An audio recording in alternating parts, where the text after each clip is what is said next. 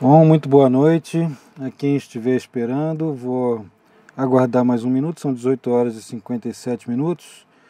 Vamos iniciar o nosso assunto hoje às 18 horas e 58 minutos, que vai ser o horário preciso da ocorrência do equinócio de primavera para o hemisfério norte e de outono aqui para o hemisfério sul, o equinócio de Áries, né? O dia em que o dia e a noite ficam com a mesma duração.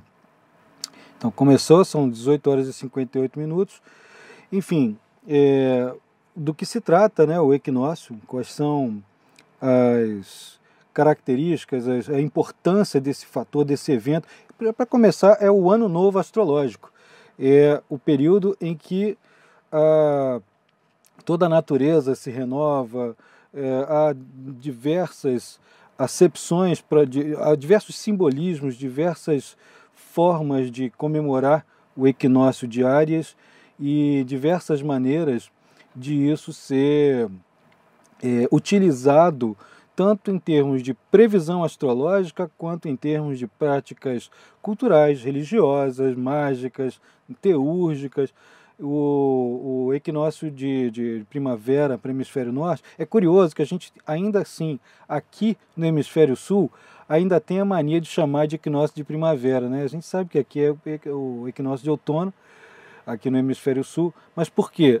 Quando a gente estuda astrologia, a gente vai ser herdeiro de uma tradição que foi construída, elaborada durante milênios no hemisfério norte, né? Até o próprio modo do zodíaco ser construído obedece a culturas que foram se desenvolvendo desde a pré-história nas regiões acima do Equador, né, nas regiões setentrionais. Então, é curioso que a gente ainda assim tem essa tendência a chamar de equinócio de primavera, sabendo que é equinócio de outono aqui no sul. Mas é curioso também o fato de que esse equinócio, que para nós seria o ponto de descenso de energia, né? Outono é o momento em que no ano o Sol vai declinar até chegar no ponto em que ele está menos aparente, no inverno, onde os dias serão menores do que a noite, né? Mas por que será que a gente aqui no hemisfério sul ainda assim tem basicamente os mesmos efeitos das mudanças zodiacais que ocorrem simbolicamente para o hemisfério norte? Bom, não existe uma explicação muito concreta, muito 100% para isso, mas a gente pode dizer que quando o Sol atinge na eclíptica, a eclíptica é o caminho percorrido pelo Sol, que vai desenhar o zodíaco no céu, para quem vê aqui da Terra. Quando o Sol atinge o ponto vernal, que é o equinócio, ele vai ascender, o equinócio de Áries, né? Ele vai ascender na eclíptica. Isso, teoricamente, pelo menos em termos mais metafísicos, pode significar que a energia está crescendo, está ascendendo, né? E é basicamente o que o simbolismo do Áries representa. Quando o Sol ingressa em Áries, nós temos todo tipo de representação dos inícios, né? Todos os inícios e todo início, como a própria mitologia primaveril reza, é a de que você precisa ultrapassar as trevas, ultrapassar o rigor do inverno. A maioria dos deuses e lendas e mitos relacionados à primavera e ao equinócio são de morte e ressurreição de alguma divindade. Entre elas, na narrativa cristã, na narrativa judaico-cristã, a morte do Deus e o Deus sendo trazido de volta após ter ingressado no inferno. Isso você vai encontrar em N mitologias, Dionísio, Agreu, outras divindades mais antigas, desde a Suméria, entre os caldeus. Enfim, essa característica que o equinócio tem de fertilização, do início, o símbolo da primavera, do irromper da vida, de ter que haver uma luta entre luzes e trevas, trazer luz para as trevas, isso tudo fica implícito no próprio simbolismo do signo de Áries. É óbvio que quem conhece arianos, né, quem tem proximidade com os arianos, vai perceber tanto o seu lado luminoso quanto o seu lado sombrio, né? O lado sombrio do ariano é aquela coisa que parece que o mundo inteiro já conhece, né? Que é agressivo demais, individualista, às vezes egocêntrico e tal. Mas o outro lado, que é justamente carregar em si esse espírito de luta, de ultrapassar aquilo que parece ser inerte, de fazer aquilo que parece para a maioria ser impossível, de ter coragem, de ser obrigado a ter essa coragem, caso contrário não haverá sobrevivência. Isso tudo é um simbolismo que vem sendo construído, calcado, experimentado desde a Idade da Pedra, até chegar nas cidades-estado hieráticas, entre elas as egípcias e as sumerianas, né? Isso já vinha sendo desenvolvido provavelmente a partir de narrativas, de cantos, de danças, de coisas transmitidas oralmente, até que se estabelece a escrita como forma de guardar isso como memória, né? Entre outros simbolismos do equinócio, eu já disse aqui lá no comecinho, lá nos primeiros segundos, que o dia e a noite estão iguais, né? A gente vai encontrar isso, eles têm a mesma duração. A gente vai encontrar isso no equinócio de Libra, né, que vai acontecer vai de setembro para outubro, né, vai ser em setembro. Tanto o equinócio de Áries quanto o equinócio de Libra vão ser os momentos em que o dia e a noite vão ter o mesmo tamanho, a mesma duração.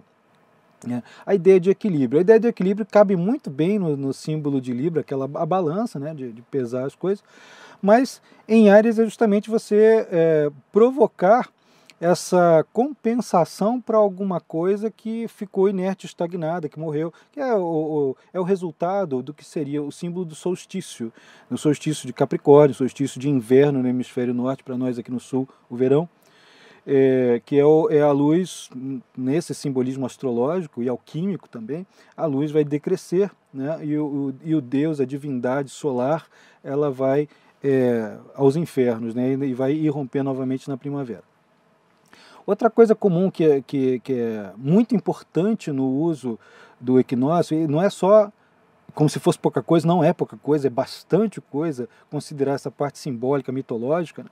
Mas é pensar que o equinócio ele é fundamental para fazer previsões em astrologia mundial, para você entender que, por exemplo, o ano novo que a gente juridicamente comemora em 1º de janeiro, especialmente aqui no Ocidente, né, e há outras culturas como chinesa e judaica que têm diferenças, bastante diferença entre essa comemoração de ano, né?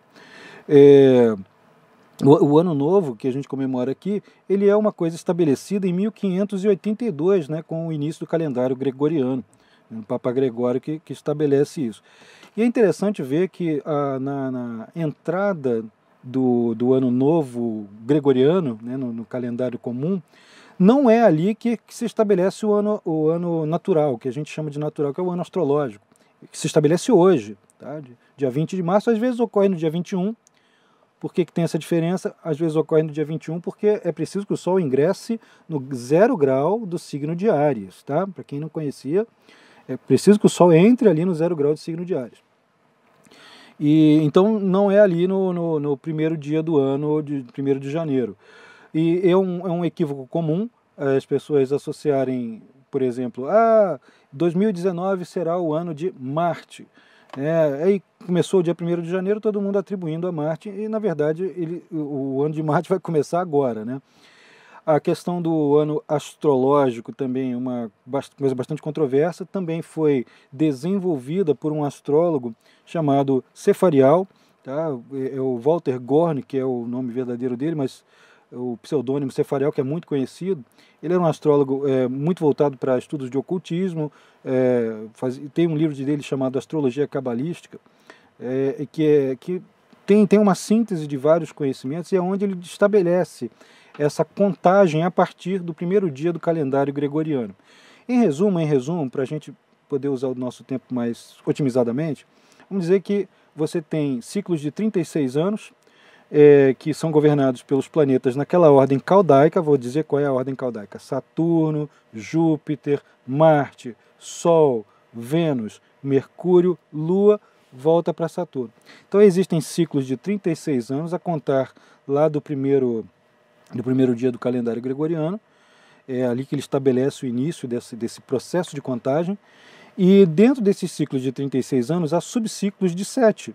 Tá? Subciclos que são governados, cada um desses 7 anos é governado por um planeta na mesma ordem caldaica.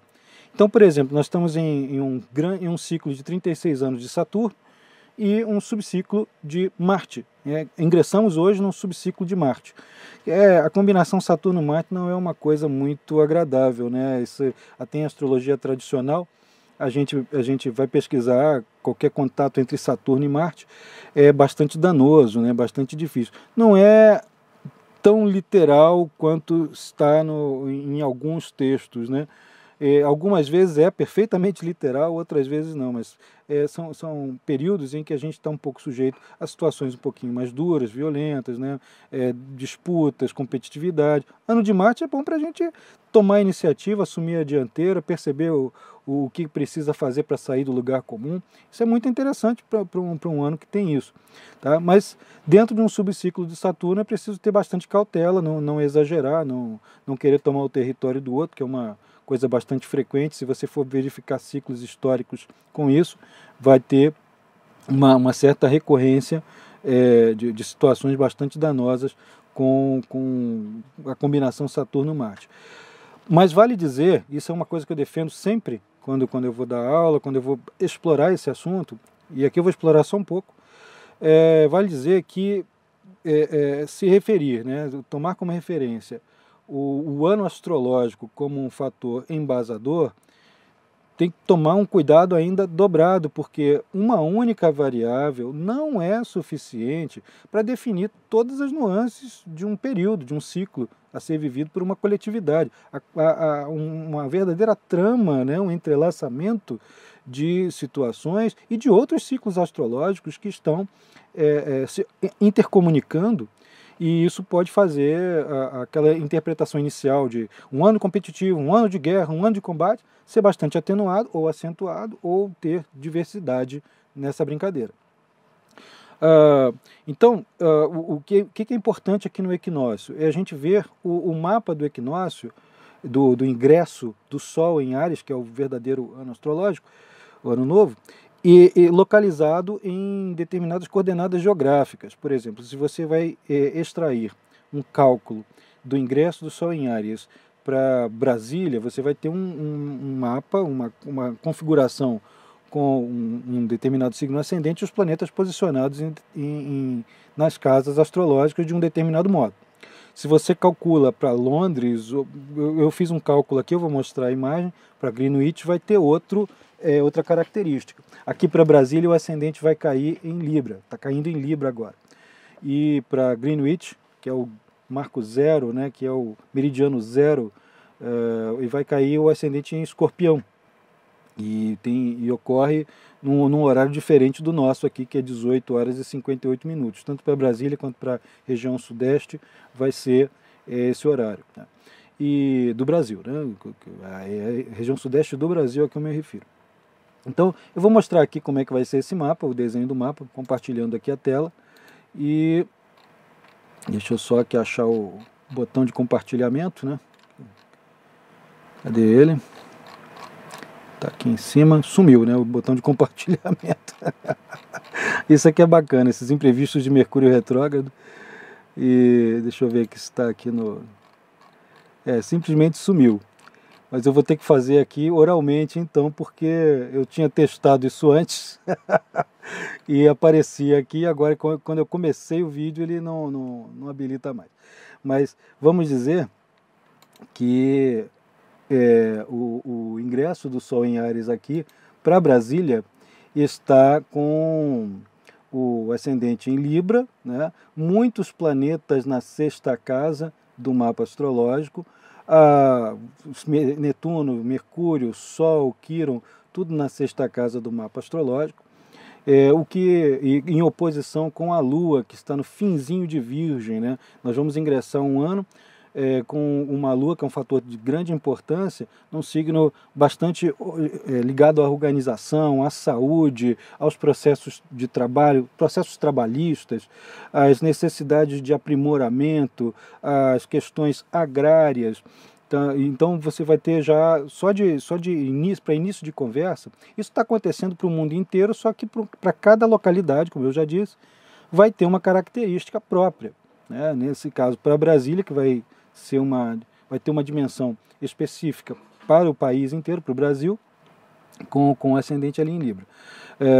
Essa oposição que caracteriza esse ingresso do Sol para o Brasil tem a casa 6 cheia e a Lua na casa 12. Quer dizer, tem uma questão muito forte envolvendo os sistemas de saúde, a previdência, todas as discussões que já vêm ocorrendo já nas próprias mídias, né, sobre as modificações, as reformas da previdência. Nós temos o sistema de saúde que está precaríssimo, que ainda vai ter que passar por dezenas de reformulações. Há uma conjunção, a conjunção, aquela que é tão temida, de Saturno com Plutão, está acontecendo na casa 4 do mapa do ingresso do Sol em Áries para Brasília, e isso reforça muito uma coisa que eu já havia observado em uma palestra que foi feita em fevereiro, fazendo previsões para 2019. Isso aqui reforça a temática de que há um recrudescimento das divisões, das fronteiras, das questões de demarcação de território, né, os problemas fronteiriços, as conversas que foram feitas entre o presidente brasileiro e o presidente americano sobre a questão de guerra com a Venezuela, de problemas com a Venezuela. Isso aqui não significa necessariamente guerra, mas significa sim um endurecimento, um fortalecimento, talvez um gerenciamento meio forçoso, né, das situações de fronteira. Com isso aqui, Júpiter vai estar na terceira casa do mapa, muito tensionado, cheio de aspectos difíceis, quadratura com a Lua, com o Sol, com Mercúrio, dentro de uma chamada quadratura T, né, na terceira casa do mapa. Isso vai chamar a atenção para o sistema educacional, como é que a educação vai ser mexida, como é que vai ser modificada, que tipo de intervenções podem ser feitas. Júpiter rege sistemas filosóficos, sistemas norteadores das motivações, dos desejos pessoais, né, o significado da vida que você constrói a partir do que esse planeta representa, mas também rege sistemas religiosos. Ele está na terceira casa, pode ter alguma interferência no campo da educação, pode ter alguma discussão nesse campo ali. Há uma diversificação também, é quase como se fosse isso, uma coisa que eu não falei antes, falando agora.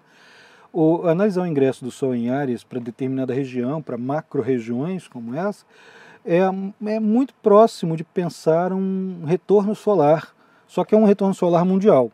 Um retorno solar mundial que vai ter localidade, então vai ser um retorno solar coletivo para aquelas regiões, né?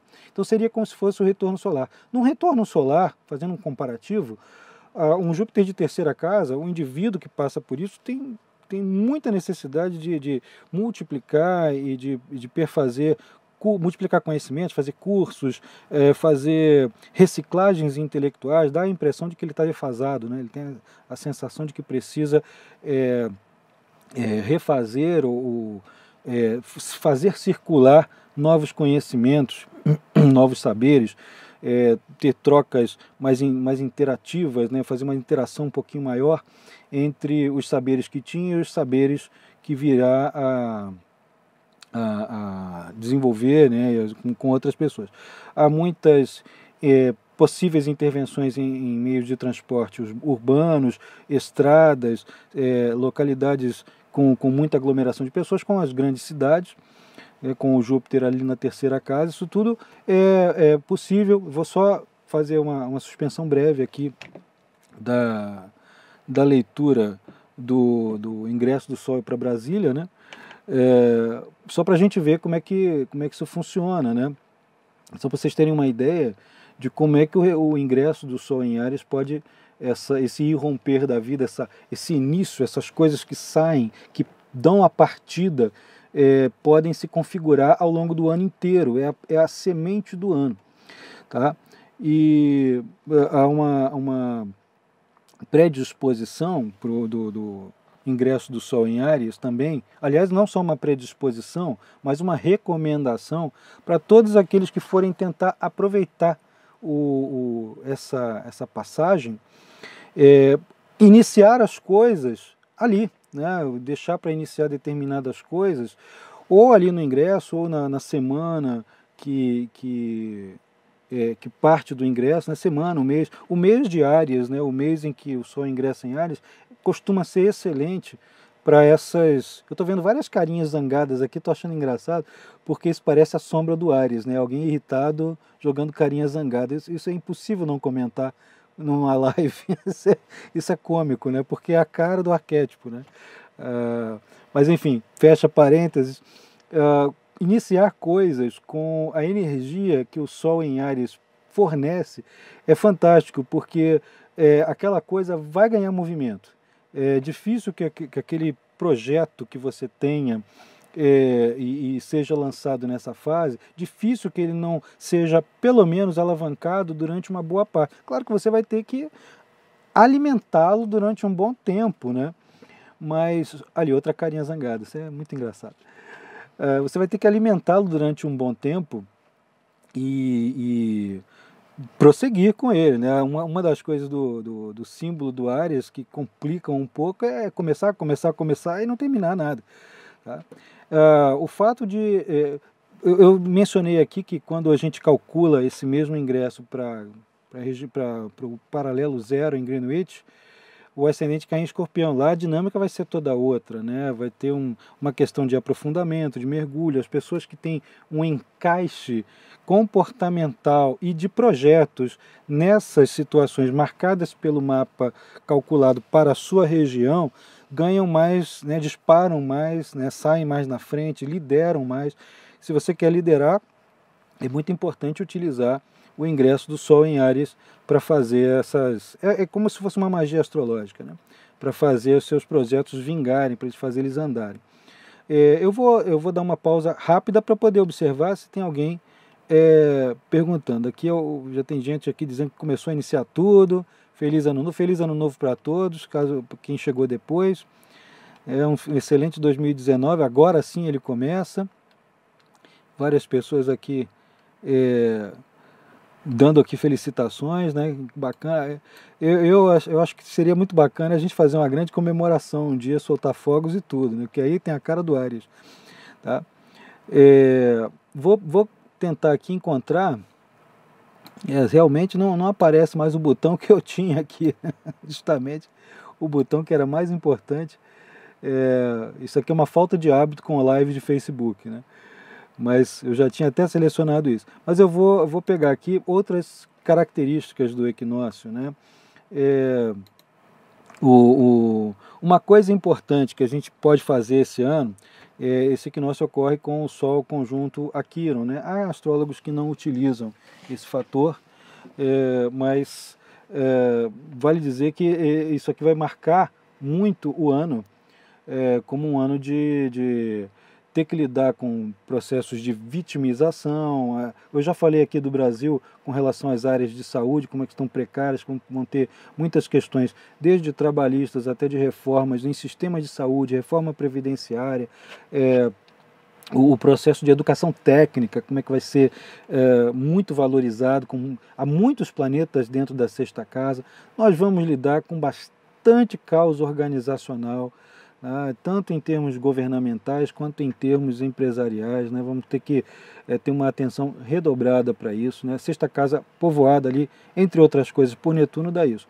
Mas o Sol Quirón, a conjunção de Sol Quirón nesse ingresso, ela é um pouquinho problemática, porque o Quirón, quem já deve ter assistido outras palestras que eu dei, inclusive uma muito recente sobre Quirón, está no canal do YouTube, quem quiser é só visitar lá para ver. O Quirón, tudo que toca dói, né? É alguma coisa que implica um sacrifício, implica um esforço um esforço autodidata de autodesenvolvimento, com bastante sacrifício. Ele está em conjunção com o Sol, então é muito frequente a gente ver situações calamitosas, situações difíceis, situações de dor vindo bastante à tona. Tem esse lado que é tremendamente lamentável, né? E tem o lado que é muito profícuo, porque os sistemas de desenvolvimento de consciência, desenvolvimento educacional, de produção de conhecimento, de elaboração dessas feridas sociais, pessoais, sociais, os terapeutas, eles tendem a ganhar um certo destaque, tudo em função dessa imersão das feridas e das dores coletivas, né? Isso aí é um efeito, é um sintoma bastante possível dessa conjunção que existe aqui. Outro dia eu li que alguém colocou um comentário sobre o Sol, o ingresso do Sol cair com uma lua cheia, né? Ocorrer com uma lua cheia. Está praticamente cheia, né? A lua está no finzinho de Virgem, mas não atingiu o zero de Libra. Vai atingir essa madrugada, né, de 20 para 21, vai atingir Libra, vai ser daqui a umas 5 horas mais ou menos que vai ter essa oposição exata da lua cheia, mas já estamos praticamente na lua cheia, né?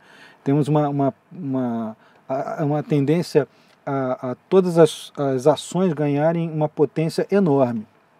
Só que em vez de ser uma questão de oposição e de oponências por causa da oposição Lua, Libra, Sol em Áries, a questão vai girar em torno bastante dos assuntos que são de autoaprimoramento.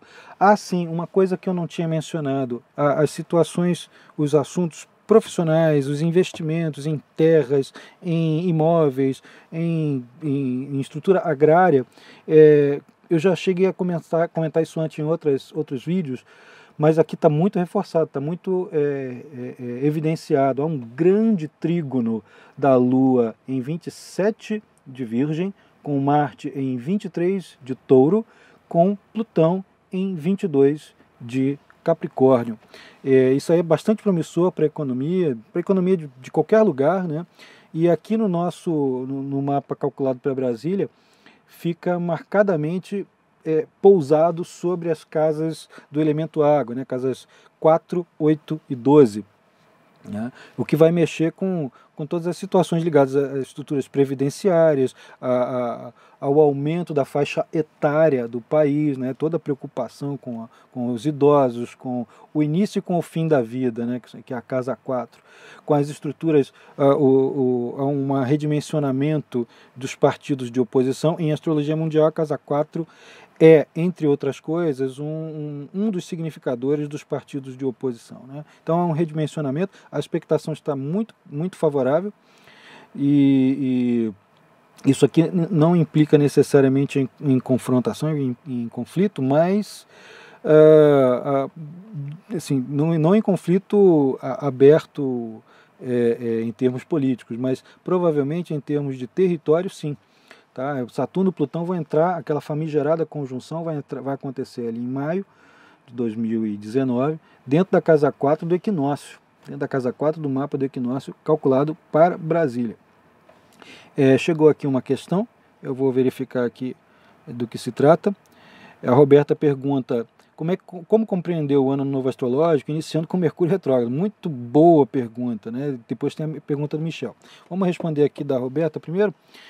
Rapidinho, como compreender com Mercúrio retrógrado? Isso é ótimo, porque muita gente que está fazendo o próprio retorno solar agora com Mercúrio retrógrado também vai sentir isso com bastante veemência, né? A gente vai passar um ano aí trazendo de volta documentações do passado, revendo discursos, refazendo estudos, refazendo aprendizados. É uma retrogradação de Mercúrio que ocorre em Peixes, né? E na sexta casa do mapa de Brasília, né? Se for a gente pensar em Brasil, acontece ali. Então a gente pode ver uma sucessão de revisões em assuntos que lidam com educação, comunicação, aí vai Correios, TVs, né? As telecomunicações são regidas por Urano, mas o Mercúrio tem o seu grande papel ali.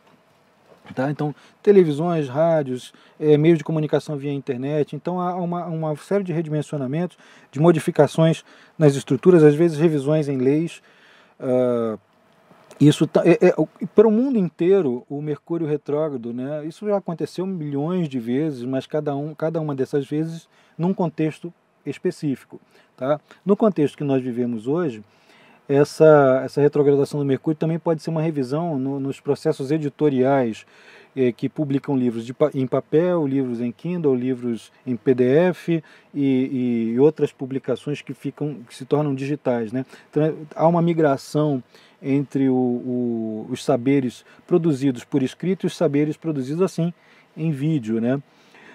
Essa retrogradação pode trazer fazer uma ressuscitada nas publicações de papel, nos colóquios, nos encontros, pode trazer isso de volta. O Mercúrio em Peixes retrógrado é um dar a voz aos oprimidos, dar a voz aos flagelados, aos marginalizados, aqueles que são secundarizados. Ele está retrógrado e conjunto a Netuno. Então é a voz da vítima, é aqueles que estão em segundo, quinto plano na sociedade, ganhando pelo menos uma divulgação de suas condições, mais até do que outrora, né? Vamos ver aqui isso é um olhar rápido, ainda dá para ser mais aprofundado, mas por causa do tempo. O Michel pergunta: Capricórnio nesta grande conjunção vai ter um pouco de paz? Boa pergunta, Michel. E bom, isso não é exclusivo para os capricornianos, né? Vai ser isso, essa conjunção difícil vai ter repercussões para pessoas que têm ênfase em Capricórnio, que têm ênfase em Áries, em Libra, em Câncer. É intenso e complicado para todo mundo, né? E já que ele pergunta se vai ter um pouquinho de paz, digamos que vai ter algumas turbulências, vai ter que desapegar de algumas coisas. As crises que são geradas por cobranças, né, muito severas de terceiros, as crises de credibilidade, as mudanças de diretriz, isso aqui é uma verdadeira guinada, né? Essa conjunção Saturno-Plutão, ela atinge tudo quanto é mercado, tudo quanto é estabilização política, né? Tudo fica meio instável, meio conflituoso. E quando atinge pessoas individualmente falando, as pessoas que têm ênfase, né, com a pergunta do Michel, isso pode vir por via indireta, não é o sujeito passando por todas as crises, mas tendo a crise em função de algum processo fortuito ocorrendo em torno dele. Como ele perguntou, Capricórnio vai ter um pouquinho de paz? Depende da localização do seu Sol, né? Se o seu Sol está em Capricórnio, se for seu ascendente em Capricórnio, a sua Lua. Se eles estiverem ali em 22 de Capricórnio, o bicho pega um pouquinho, mas é bem complicadinho. É bom ter uma série de retaguardas, de planos B, C, D, E, F, J, né? Para poder sair das situações em que há recuos nos ganhos, por exemplo, em que há cobranças muito intensas e às vezes danosas por uma competência que não cabe ao indivíduo ter, né? Às vezes dá uma baixa de humor, a pessoa pode deprimir um pouquinho. Isso vai valer para os outros 4 signos cardinais, que são Áries, Câncer e Libra também, além do Capricórnio. E espero que agora esteja todo mundo vendo a tela inicial que eu estou compartilhando. Eu já abri o vídeo, já compartilhando a tela, né? E aqui eu não vou nem conseguir voltar a aparecer na tela. Mas enfim, coisas de Mercúrio retrógrado, né? Então, deixa eu ver outras questões aqui. Apareceu alguma outra? Não. Não apareceu outra questão. Eu vou só comentar aqui mais algum outro detalhe desse ingresso do Sol em Áries, né, para 2019 / início de 2020. Lembrando que isso vai ficar de março de 2019 funcionando até março de 2020, ok? E isso, você pode fazer essas análises também comparando o mapa do ingresso com o seu mapa, né? É muito interessante você ver em que casas, em que pontos do mapa isso ocorre, como é que as tensões ou as facilidades dali vão te atingir. Aqui a grande tensão ocorre entre Lua, Júpiter, Sol, Mercúrio e Netuno, que são os fatores mais afetados. Então temos um pouquinho de caos, outras situações que podem envolver tsunamis. Parece eu falando assim tão naturalmente, parece uma coisa simples, né? É óbvio que não é, uma coisa muito grave, né? Mas nas regiões que são mais propensas a passarem por essas situações, e eu vou recomendar aqui também um outro vídeo, que é o vídeo das previsões de 2019, foi gravado em fevereiro, está disponível no YouTube, é só chegar lá no canal Carlos Holanda e acessar. Inclusive ali é mostrado onde estão as sombras dos eclipses, em que regiões do planeta Terra que passa essa sombra e que efeitos possíveis isso realmente tende a ter, né? Aqui, então, ainda dentro dessa conjunção, apesar dela ser muito complexa, muito difícil, Saturno e Plutão, né, é muito importante a gente se deter nela, porque vamos começar um ano assim. Ela inicia o ano sob uma expectação simplesmente maravilhosa. Tirando a conjunção de Saturno com Plutão, que é bem complicada, há um trígono com Marte, há um sextil com Mercúrio, com Netuno, e um trígono da Lua ali, né, pelo menos envolvendo uma parte desses dois planetas, né, que são Saturno e Plutão. Isso aqui é sinal de prosperidade proveniente de muito esforço, né? Não existe benefício proveniente de alguma coisa, Saturno ou Plutão, sem um esforço danado, né? Sem uma aplicação muito grande e com um planejamento muito bem estruturado. Então é na base de um esforço muito grande que as pessoas conseguem prosperar aqui, mas conseguem. Quem é mais beneficiado nesse ano é quem lida com terras, com investimentos. Isso também já foi falado quando Urano entrou em Touro, com investimentos em coworking, em startups, com alguma coisa feita em coletivos, né, com projetos de vanguarda, alguns já me perguntaram sobre criptomoedas, também é um fator interessante e vai ter um desenvolvimento ali, mas eu não diria para não sair correndo para investir isso não, porque Júpiter não está muito bem, ele dá Júpiter e Lua não estão bem, né, estão em quadratura, e lidar com investimentos muito arriscados nessa fase, você tem que ser um verdadeiro conhecer do assunto para não pisar num buraco, né? Aqui é importante você fazer investimentos e esforços em coisas que são realmente seguras, conhecidas, e transformar coisas que são bastante corriqueiras para você, né? Aquela coisa que você faz com as mãos amarradas nas costas, e disponibilizar isso para o seu público ou para as pessoas a quem você presta serviço, de uma maneira como se aquilo ali fosse a grande novidade, né? E, na verdade, para essas pessoas será a grande novidade. Elas vão usufruir melhor dessa maneira. Não preciso dizer que a tendência conservadora do mundo inteiro está muito clara, está muito repetida até nesse mapa do ingresso do Sol em Áries. Eu vou pausar novamente para ver aqui se chegou alguma outra questão. Alguém aqui a Camille pergunta se eu posso falar dos outros signos também, né? Pois é. Eu vou comentar isso e vou encerrar nossa live. Essa live está tendo a inédita forma de dois pedaços, né? Um estava em andamento e caiu a conexão com o Facebook, não a minha, tá? E essa aqui agora que eu estou falando. A gente vai emendar tudo, vai fazer um vídeo só no YouTube. Então, assim, para outros signos, como é que isso aqui vai reverberar, né? Todo mundo que tem o Áries enfático vai ter essa presença do Quirón ali, mesmo com planetas muito distantes, lá no finzinho do Áries. Deixa eu colocar aqui isso no cursor, né? Se vocês acompanharem meu cursor aqui, ó, aqui está o Sol, o Quirón, o Áries aqui. Mesmo que quem tenha planetas aqui no finzinho do signo de Áries, ainda vai sentir essa diferença da entrada do Quirón ali em Áries. Então é importante que essas pessoas tragam de volta conhecimentos que estavam em suspenso, tratem mais da saúde, aprendam as coisas empíricas. Aliás, a Ariana adora aprender as coisas empiricamente, né? Quebrar a cara para descobrir coisas. Que tenham uma cautela muito grande aqui em função posição de Saturno e Plutão. Isso já é uma coisa que está acontecendo há mais de um ano, que tem uma cautela muito grande dentro dos seus ímpetos, dos seus impulsos e investimentos. É preciso pensar mais, preciso delegar um pouquinho mais de responsabilidades para terceiros, né? Quem não gosta de delegar responsabilidade é Áries, Capricórnio. Essas criaturas não gostam de delegar responsabilidade para os outros, quer fazer tudo sozinho, carregar o universo nas costas, tá? Porque eles podem, né? Eles têm coragem, eles têm poder. Essa tendência ela precisa ser repensada ao longo do ano.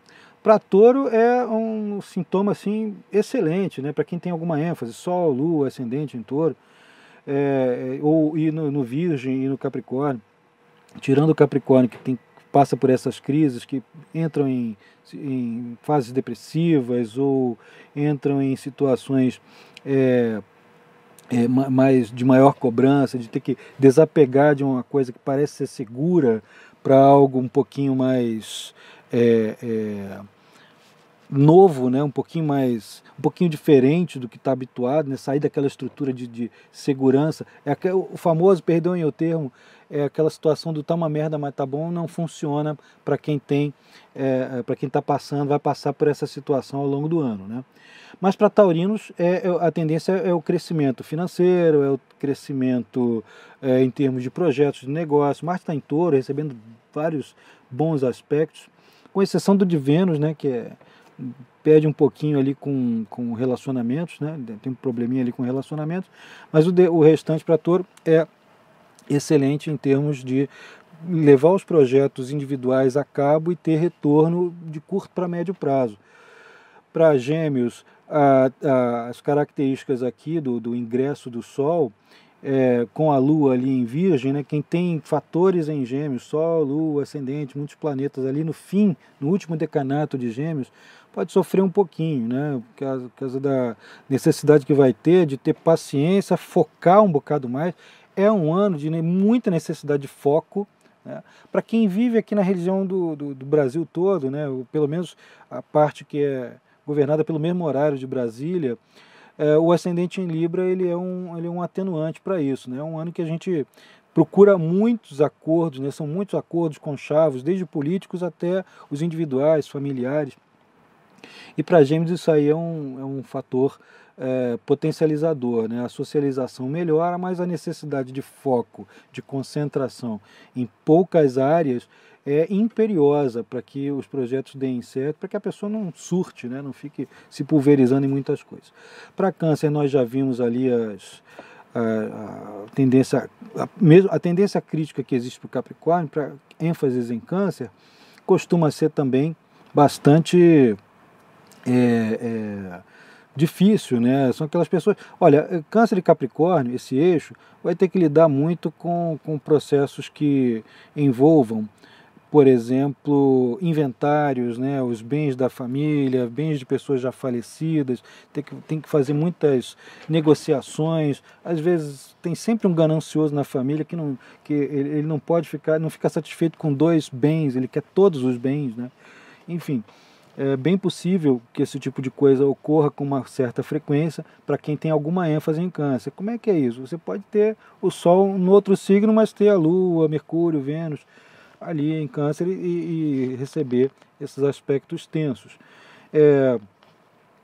Para quem tem... claro que isso aí não é o tempo todo só isso, tem fatores ali que são atenuantes, né? O próprio nível de inspiração e de capacidade criativa dos cancerianos vai aumentar bastante ao longo do ano, né? Temos ali um trígono de Netuno e de Mercúrio, a capacidade de expressar os sentimentos vai aumentar.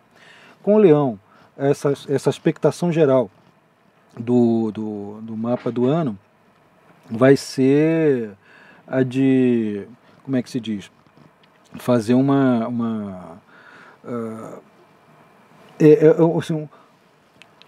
assim, é uma correção geral, né? Até para encontrar a palavra aqui foi um pouquinho difícil, né? É uma correção geral das formas de abordagem. Vai ser necessário um comedimento maior, uma sistematização das ideias originais, da forma de se apresentar. A pessoa tem que apresentar mais resultados. Todo signo de fogo vai precisar fazer isso. É muita ênfase em terra que tem nesse mapa.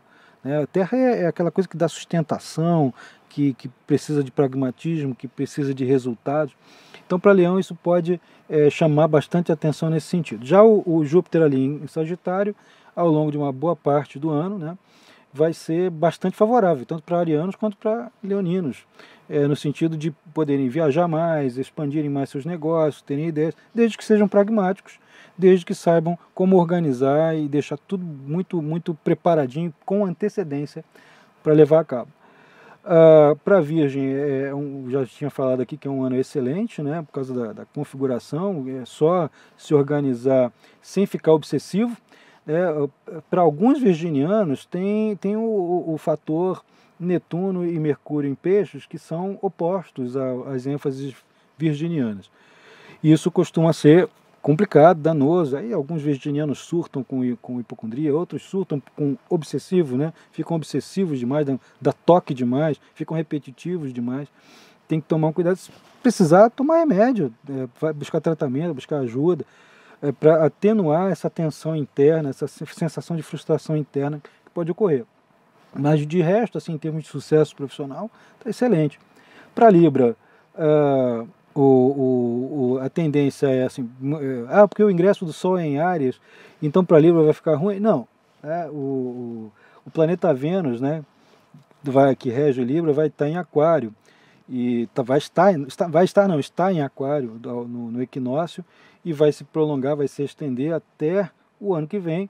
A tendência dos librianos é buscar mais liberdade, mais originalidade, não querer agradar tanto os outros o tempo todo, de não ter que fazer aquele esforço todo para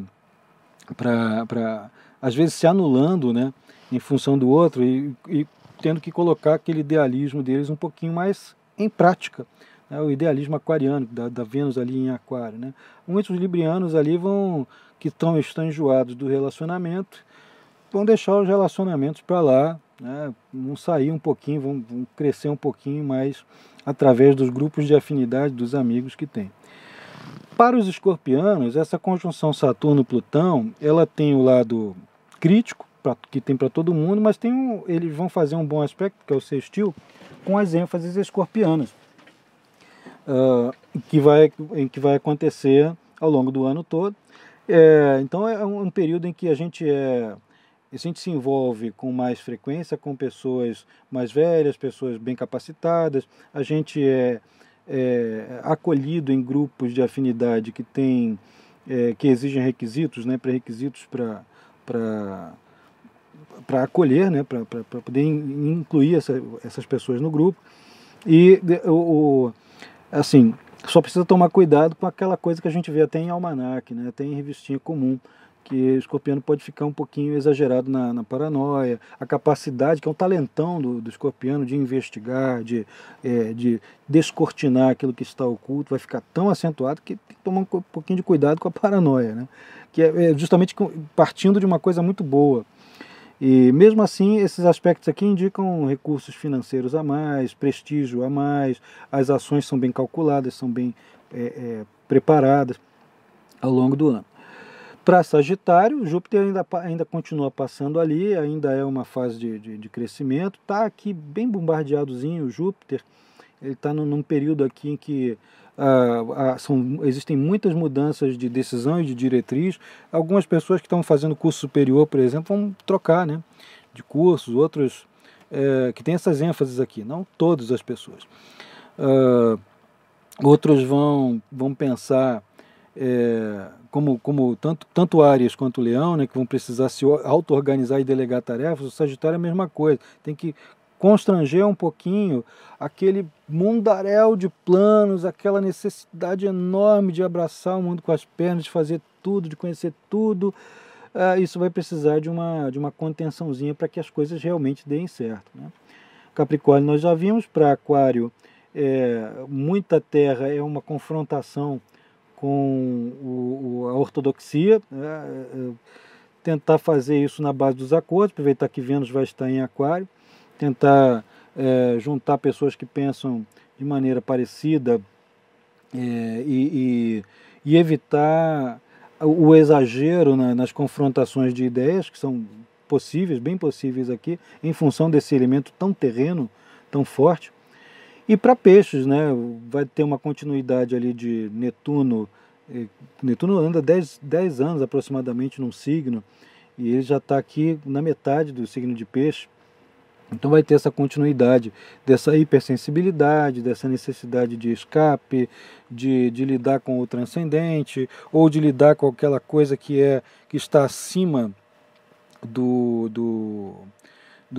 daquilo que é ordinário, né? Isso vai aumentar, essas habilidades de fazer isso vão aumentar, de aliviar sofrimento ali, e ainda vai ter um bom suporte. Saturno e Plutão em Capricórnio. Tirando ali a Lua em Virgem, que é o elemento confuso e meio obsessivo, né, que vai ter oposição com os fatores em peixe, o Saturno e o Plutão em Capricórnio e o Marte em Touro são muito benéficos para piscianos. Aumenta a capacidade de tomar iniciativa, de sair do lugar comum e de sair da passividade. Da contemplação, o sujeito tende a se colocar em ação. Tá? Bom, eu ultrapassei um pouquinho o tempo que eu tinha estipulado para fazer, porque eu estou emendando aqui nessa live a live que começou e caiu, e essa segunda aqui que só está aparecendo o desenho do mapa. Então, com isso eu vou me despedir de vocês, e eu espero que aqui estou vendo aqui várias pessoas comentando, né? Lua em Gêmeos, Mercúrio em Câncer, isso aí. Eu vou me despedir de vocês provisoriamente, até a próxima live, e eu vou convidá-los a assisti-la emendada, né, editada, no canal do YouTube Carlos Holanda. Né? O Holanda vai ser onde vai estar onde vão estar todos esses comentários feitos aqui lá no canal, e tudo bonitinho, né? É isso aí, gente. Eu agradeço aqui a presença de todos. Peço desculpas aí por essa falha, porque eu realmente não podia imaginar que o Facebook fosse cair no meio, porque a minha conexão tá boa, tá? E agradeço muito, e até a próxima. Tem uma pergunta aqui do Luiz Fernando. Estando Libra no ascendente, seria o filtro por meio do qual deveríamos contemplar o acontecimento do ano ou a influência do ascendente? Não, deve ser assim, analisada assim, Luiz Fernando. O peso que o ascendente tem no retorno, no ingresso do Sol, é muito importante, muito grande. Só que o ascendente, ele é visto para a região onde ele aparece. Então ele aparece para o Brasil, para vários estados do Brasil. Se você calcular para a Inglaterra, vai aparecer Escorpião em quase a Inglaterra toda. Provavelmente para Portugal, mais ou menos a mesma coisa. Tá? Escorpião, por ali. Mais para o Oriente, né, quanto mais para o lado oriental, né, vai indo mais para Sagitário. Tá? Isso vai variar. Então você tem que ver de acordo com a localidade. Tá? Então é isso, gente. Um abraço e até a próxima.